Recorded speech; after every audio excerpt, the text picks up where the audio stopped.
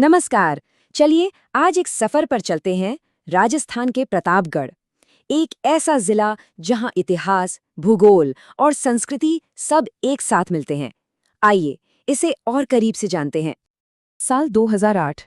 इस साल को जरा ध्यान में रखिए। प्रतापगढ़ की जो आज की पहचान है ना, उसकी कहानी यहीं से शुरू होती है। इसी साल प्रतापगढ़ को राजस्थान के एक नए जिले का दर्जा मिला। और यहीं से कहानी थोड़ी दिलचस्प हो जाती है। मतलब जिला तो ये राजस्थान का सबसे नया है, पर इसकी जड़ें वो सदियों पुरानी है। यही कॉन्ट्रास्ट इसे इतना खास बनाता है। एक नई पहचान जिसकी नींव बहुत गहरे इतिहास पर टिकी है। तो चलिए सबसे पहले ये समझते हैं कि कागजों पर यानी एडमिनिस्ट्रेटिवली प्रतापगढ़ आज क्या है। तो देखिए, तारीख थी 26 जनवरी 2008 जब प्रतापगढ़ को ऑफिशियली राजस्थान का 33वां जिला घोषित किया गया। ये उदयपुर संभाग का हिस्सा है और इसका एरिया है करीब 4117 स्क्वायर किलोमीटर। इससे हमें इसके साइज और एडमिनिस्ट्रेटिव सेटअप का एक आइडिया मिल जाता है। अच्छा, ये तो हुई एडमिनिस्ट्रेशन की बात। अब जरा इसकी जमीन को समझते हैं। प्रतापगढ़ सिर्फ एक जिला नहीं है, ये एक कह सकते हैं कि एक ज्योग्राफिकल संगम है, जहां भारत के दो बड़े लैंडस्केप आकर मिलते हैं। देखिए, प्रतापगढ़ की लोकेशन ही इसे सबसे अलग बनाती है। ये ठीक उस पॉइंट पर है जहां एक तरफ से अरावली की पहाड़ियां आ रही हैं और दूसरी तरफ से मालवा का पठार। और बस इसी मिलन की वजह से यहाँ की जमीन में इतनी वैरायटी है, इतनी अनोखी बात है। और एक हैरान करने वाली बात, इसकी एवरेज ऊंचाई है 580 मीटर। मतलब माउंट आबू के बाद प्रतापगढ़ राजस्थान का दूसरा सबसे ऊंचा जिला है। सोचिए, राजस्थान और इतनी ऊंचाई, ये बात रेगिस्तान वाली इमेज से बिल्कुल मेल नहीं खाती है ना। तो इस ऊंचे इलाके की लाइफलाइन क्या है? वो है यहाँ की नदियां और तालाब। जाखम, माही, सिवाना, ये बड़ी नदियां हैं। हाँ, ये बात सही है कि ज्यादातर मौसमी है, लेकिन 30 से ज्यादा तालाबों के नेटवर्क के साथ मिलकर ये इस पूरे इलाके की खेती और जिंदगी को चलाती हैं। ठीक है, तो हमने जमीन की बात कर ली। अब जरा टाइम मशीन में बैठते हैं और थोड़ा पीछे चलते हैं। देखते हैं कि वो कौन सा लंबा और दिलचस्प इतिहास है जिसने इस जगह को आज का रूप दिया है। रियासत बनने से भी बहुत पहले इस इलाके को कहते थे कांठल प्रदेश। कांठल का मतलब होता है किनारे का क्षेत्र, और ये नाम हमें उस जमाने में ले जाता है जब यहाँ भील राजाओं का राज हुआ करता था। ये जो टाइमलाइन है ना, ये प्रतापगढ़ की पूरी कहानी को कुछ ही पलों में बयां कर देती है। देखिए, प्राचीन कांठल प्रदेश से कहानी शुरू होती है। फिर 1514 में आते हैं राजकुमार सूरजमल। उसके बाद 1698 में राजकुमार प्रताप सिंह, जिन्होंने इस शहर की नींव रखी। फिर आया 1948 जब ये रियासत राजस्थान में शामिल हुई, और आखिर में 2008 जब इसे अपनी एक अलग पहचान मिली, 33वें जिले के रूप में।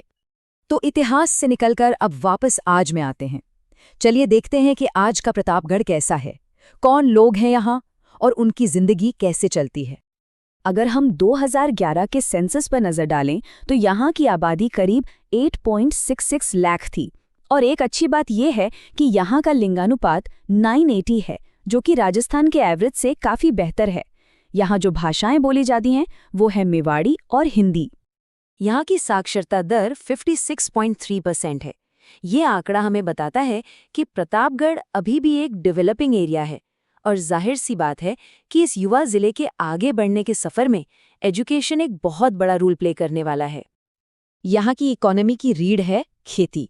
गेहूं, मक्का, सरसों, ये सब यहाँ की मुख्य फसलें हैं, जिनकी सिंचाई जाखम नदी और तालाबों से होती है। और एक इंटरेस्टिंग बात, यहाँ हींग जैसे मसालों की भी खेती होती है, जो दिखाता है कि यहाँ की एग्रीकल्चर में भी कितनी वैरायटी है। तो अब बारी है प्रतापगढ़ के असली खजानों की, वो चीजें जो इसे टूरिस्ट्स और नेचर लवर्स के लिए खास बनाती हैं। चलिए इसकी विरासत और जंगलों की सैर करते हैं। अगर कभी प्रतापगढ़ जाने का प्लान बने तो कुछ जगह हैं जिन्हें बिल्कुल मिस नहीं करना चाहिए। सबसे पहले सीता माता वाइल्ड लाइफ सेंचुरी, जहां उड़ने वाली गिलहरी देखने को मिलती है। फिर है देवगढ़ का किला, जो अपने शाही इतिहास की कहानी कहता है। गौतमेश्वर मंदिर की अपनी एक अलग आध्यात्मिक शांति है, और तेज सागर तालाब, वहां बैठकर सुकून मिलता है। तो इन सब बातों को जोड़कर देखें तो प्रतापगढ़ सिर्फ एक जिला नहीं है, ये असल में इतिहास, कुदरत और यहाँ के लोगों की हिम्मत का एक जीता जागता संगम है। और इस पूरी बातचीत को हम एक सवाल के साथ खत्म करते हैं। जैसे जैसे ये नया जिला तरक्की की राह पर आगे बढ़ रहा है, सबसे बड़ी चुनौती यही है कि क्या ये अपनी उस अनोखी पहचान को बचा पाएगा, वो पहचान जो इसके पुराने इतिहास और संस्कृति में बसी है। ये एक ऐसा सवाल है जो सोचने पर मजबूर करता है।